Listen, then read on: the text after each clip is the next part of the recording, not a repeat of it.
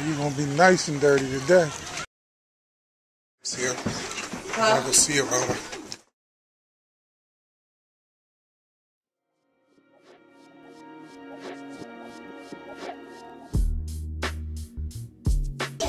Good morning. This is how the bathroom looks prepared for school in the morning. What's wrong with the kids' bathroom? Very busy. You can see. You don't look busy. Well, I don't look busy, of course, because I waited for the shower and probably because the one downstairs in the basement doesn't function right. We all know what the problem with the basement bathroom is. The man cave bathroom down there, that's totally disgusting, that no respectable person will want to pee in whatsoever. We don't want respectable people in the basement. Oh, and the one on the third floor is disgusting. I don't know why. You know why?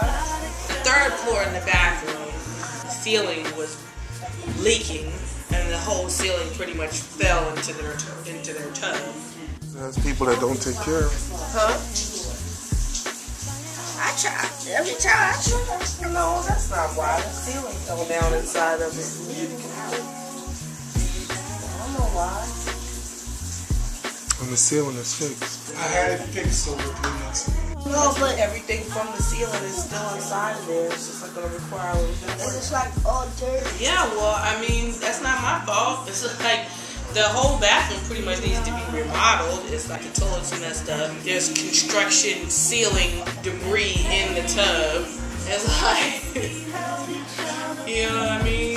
It's like, come on, dude. Like, I can't clean everything. I got, other responsibilities around here. It's also like Who never goes up there complaining about it. Water right there, dear.